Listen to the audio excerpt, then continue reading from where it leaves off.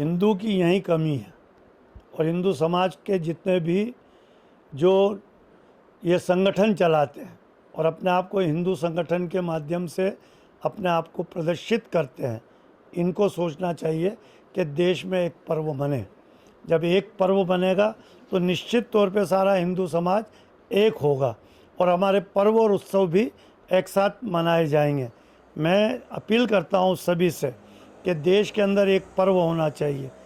यदि ज्योतिषाचार्य के आधार पर या पंचांग के आधार पर, तिथियों के आधार पर, तो देश में सूर्य जब उदय होता है उसके क्षण भर की भी यदि चाल में परिवर्तन होगा तो तिथियों में परिवर्तन हो जाएगा।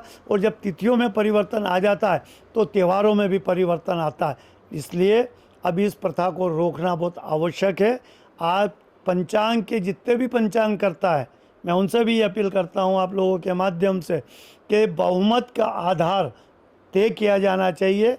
काशी और अयोध्या और उज्जैन अवंतिका, इन 3 जगह पे सारे विद्वान बैठ के जो तिथि तय कर दे वो पूरे देश में मानना चाहिए और उसे एक तिथि के ऊपर ही पर्व मनाना चाहिए। महाकाल मंदिर में 31 तारीख को दीप महोत्सव पर्व मनाने तय कर दिया है। इसलिए सारे पर्व जो भी महाकाल के होते हैं वो 31 तारीख को मनाए जाएंगे। रूप चौदस पर्व सुबह प्रातःकाल मनाया जाएगा, जिसमें अन्नकूट का भगवान को भोग होता है। किसानों के द्वारा जो भोग अन्न दिया जाता है उसको कूट कर जो अन्न बनाया जाता है उसे अन्नकूट कहा जाता है। इसलिए भगवान को प्रथम अन्नकूट रूप चौदस के दिन प्रातःकाल 31 को ही लगेगा। और दोपहर बाद अमावस्या पर्व लगता है तो दीपावली पर्व, दीपावली की जो लक्ष्मी पूजा का पर्व मनाया जाएगा धूमधाम से।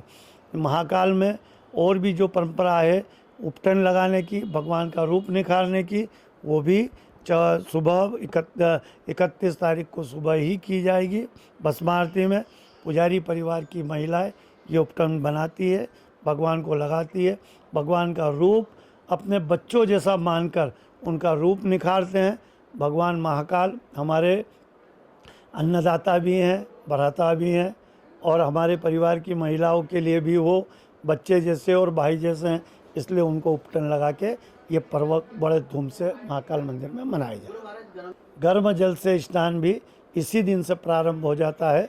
जिस वक्त उपटन लगाई जाएगी, उपटन के बाद गर्म जल से ही स्नान प्रारंभ किया जाएगा। तो ये अब चाहे भगवान की जब तक शीत पर्व रहेगा, यानी ठंड का पर्व जो रहेगा, तब तक भगवान को गर्म जल से स्नान रहेंगे।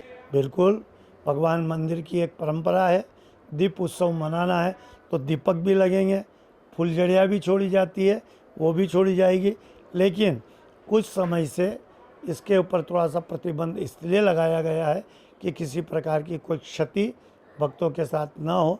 फिर भी हमारी मंदिर समिति ने 5 फुलझड़ियों जलाने का आदेश है और उसी आदेश का पालन पुजारी और अन्य भक्त सब मिलकर करते हैं।